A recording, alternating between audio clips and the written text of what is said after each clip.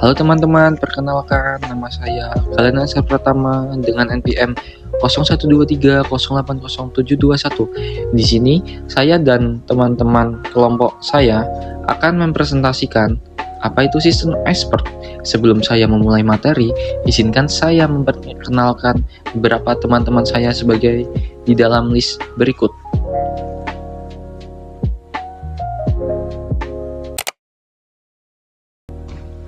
Oh iya teman-teman, sebelum masuk ke pengertian, saya akan menyampaikan tentang latar belakang.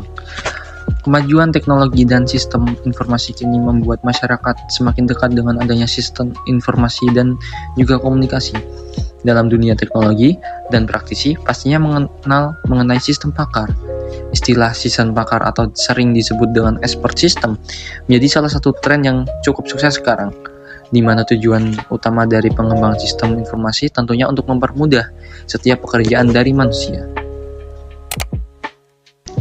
Salah satu contoh penerapan sistem pakar dalam bidang keuangan, sistem pakar dapat membantu para investor dalam mengambil keputusan investasi yang tepat berdasarkan analisis pasar dan data historis.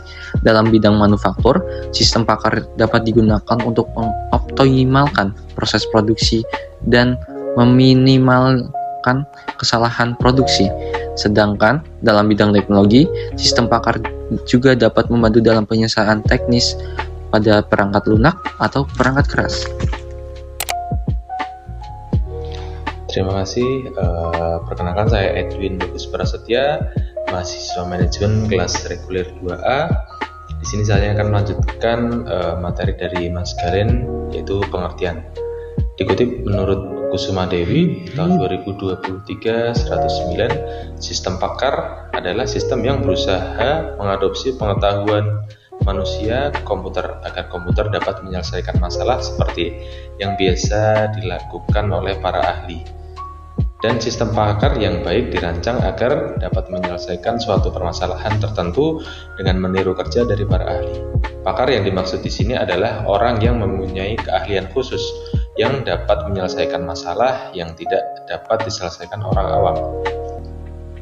Sistem pakar adalah salah satu cabang dari kecerdasan buatan yang bertujuan untuk mengembangkan komputer atau program komputer yang dapat meniru kecerdasan manusia dalam memecahkan masalah. Sistem ini didesain untuk dapat mengambil keputusan dan memberikan solusi yang optimal berdasarkan pengalaman yang dimiliki oleh para ahli di bidang tersebut. Adapun tujuannya, yang pertama, interpretasi. Sistem pakar dapat digunakan dengan tujuan untuk menyusun sebuah kesimpulan dari sekumpulan data mentah, pengambilan keputusan berdasarkan pada hasil observasi mulai dari analis, citra, pengenalan kata yang ditemukan melalui ucapan, interpretasi sinyal, dan lainnya. Yang kedua, prediksi. Sistem pakar memiliki kemampuan dalam memproyeksikan atau menggambarkan akibat dari suatu situasi dan kondisi tertentu, sehingga akan didapatkan suatu prediksi akan hal yang dapat terjadi atas adanya kondisi atau suatu situasi tersebut. Yang ketiga, ada diagnosis. Sistem pakar dapat memberikan suatu diagnosis yang tepat serta menentukan penyebab dari malfungsi atau permasalahan yang ada. Misalnya menemukan jenis penyakit yang diderita dengan melihat gejala yang ada. Yang keempat, perancangan desain. Sistem pakar mampu membuat dan menentukan sebuah konfigurasi yang berkaitan dengan komponen sistem yang cocok untuk digunakan dalam memperoleh suatu kinerja tertentu dengan cara mengatasi dan memenuhi suatu kendala yang dialami, seperti kebutuhan untuk merancang sebuah bangunan, lapangan, atau lainnya. Yang selanjutnya, perencanaan. Penggunaan sistem pakar dapat digunakan untuk merencanakan tindakan-tindakan apa yang dapat dilakukan untuk tujuan tertentu. Yang selanjutnya ada monitoring. Sistem pakar digunakan untuk mengerjakan pekerjaan yang didasarkan pada hasil pengamatan untuk mencapai hasil akhir atau suatu kondisi yang diharapkan, sehingga apa yang dikerjakan dapat sesuai dengan jalur yang ditentukan dan memberi hasil akhir yang sesuai dengan harapan di awalnya. Berikut paparan dari saya, selanjutnya akan dilanjutkan oleh rekan saya. Terima kasih. Assalamualaikum warahmatullahi wabarakatuh. Perkenalkan, nama saya Kelvin Kanaya Ferdianto, NIM 0123080531. Di sini saya akan membahas bagian komponen sistem. Yang pertama ada basis pengetahuan. Sistem pakar memiliki basis pengetahuan yang mana di dalamnya mengandung pengetahuan untuk pemahaman, formulasi, dan juga skema penyelesaian masalah. Basis pengetahuan ini tersusun atas fakta yang berupa informasi tentang objek dan kaidah atau rule yang menjadi informasi tentang bagaimana membangkitkan berbagai fakta. Yang kedua, basis data. Selain itu, sistem pakar juga memiliki komponen, yaitu basis data yang mana mengandung berbagai fakta, baik fakta awal pada saat sistem mulai beroperasi maupun fakta yang didapatkan pada saat pengambilan kesimpulan yang sedang dilaksanakan. Sehingga, dalam praktiknya, basis data ini berada di dalam memori komputer untuk menyimpan data hasil observasi dan data lainnya yang kemudian diolah dan memerlukan alat, yaitu komputer atau alat lainnya. Yang ketiga, mesin inferensi. Komponen selanjutnya di dalam sistem pakar adalah mesin inferensi atau inference engine, yang mana mengandung mekanisme pola pikir dan penalaran yang digunakan oleh pakar di dalam menyelesaikan suatu masalah yang terjadi. Mesin inference merupakan program komputer yang memberikan metodologi untuk penalaran tentang informasi yang ada di dalam basis pengetahuan dan juga di dalam workplace dan untuk memformulasikan kesimpulan. Yang keempat, antarmuka pemakai. Metode sistem pakar yang selanjutnya merupakan metode antarmuka pemakai atau user interface, yang mana merupakan mekanisme yang digunakan oleh pengguna dan sistem pakar untuk saling berkomunikasi. Antarmuka menerima informasi dari pemakai dan kemudian mengubah ke dalam bentuk yang dapat diterima oleh sistem. Selain itu, antarmuka juga menerima dari berbagai sistem yang menyajikan mengenai bentuk yang kemudian dapat dimengerti oleh pengguna atau pemakai. Kemudian yang kelima, akuisisi pengetahuan. Komponen akuisisi pengetahuan merupakan akumulasi, transfer, dan transformasi dalam menyelesaikan masalah dari sumber pengetahuan ke dalam program komputer. Dalam tahap ini, akuisisi pengetahuan menyerap berbagai pengetahuan untuk selanjutnya dapat ditransfer ke basis pengetahuan. Pengetahuan yang diperoleh dari pakar ini sudah dilengkapi dengan fasilitas, yaitu buku, basis data laporan penelitian, dan juga pengalaman pemakai. Yang terakhir, workplace atau blackboard. Komponen lainnya adalah workplace, yang mana berisi sekumpulan memori kerja atau working memory yang digunakan untuk merekam kejadian yang sedang berlangsung, di mana di dalamnya termasuk keputusan sementara.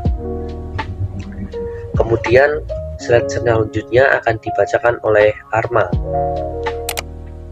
Saya Imatul Arma di sini akan membahas peran kegunaan dalam sistem pakar. Ada 4, yaitu 1. Sistem penyediaan saran medis.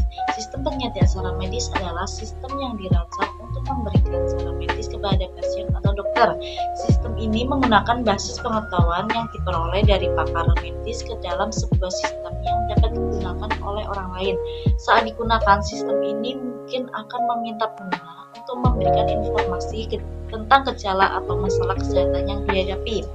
Kemudian, sistem akan menggunakan basis pengetahuan dan sistem intervensi untuk memberikan saran medis yang sesuai. 2. Yaitu sistem perencanaan perjalanan. Sistem yang dirancang untuk membantu pengguna menentukan rute terbaik untuk perjalanan yang akan dilakukan. Sistem ini mungkin akan meminta pengguna untuk memberikan informasi tentang tujuan perjalanan, jadwal yang tersedia, dan budget yang tersedia. 3 adalah layanan pelanggan. Sistem pakar dapat digunakan untuk memberikan solusi cepat terhadap masalah atau pertanyaan yang sering diajukan oleh pelanggan. Dengan menganalisis masalah yang dihadapi pelanggan, sistem ini akan memberi jawaban atau solusi yang cepat tanpa perlu interaksi langsung dengan petugasnya.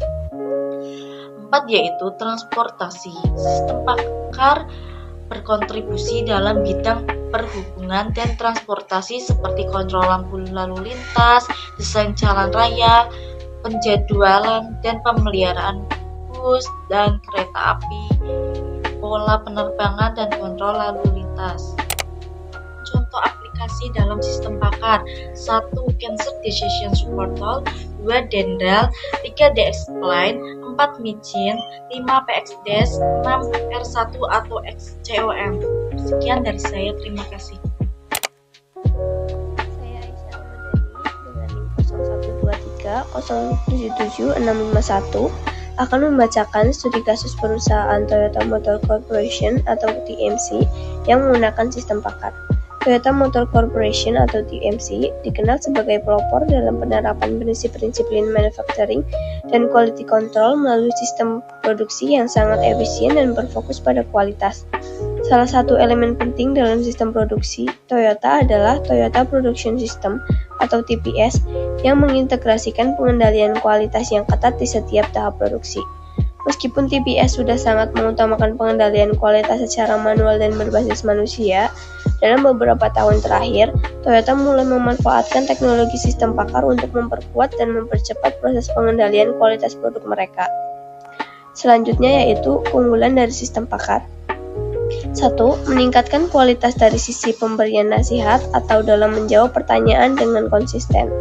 2. Meningkatkan produktivitas kerja karena membantu dalam menyelesaikan beberapa pekerjaan dengan waktu yang cepat jika dibandingkan dengan dikerjakan secara manual. 3. Mempunyai tingkat keandalan tinggi dan dapat bekerja secara real time sehingga semua permasalahan teratasi dengan cepat.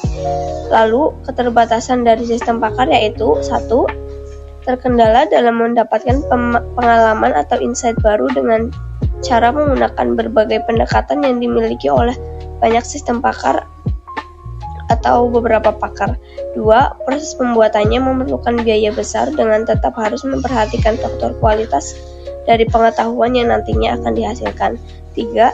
Hasil dari sistem pakar yaitu tidak mutlak 100% kebenarannya, tetapi masih perlu di tahap pengujian berkala supaya dapat kesimpulan terbaik dari permasalahan tersebut.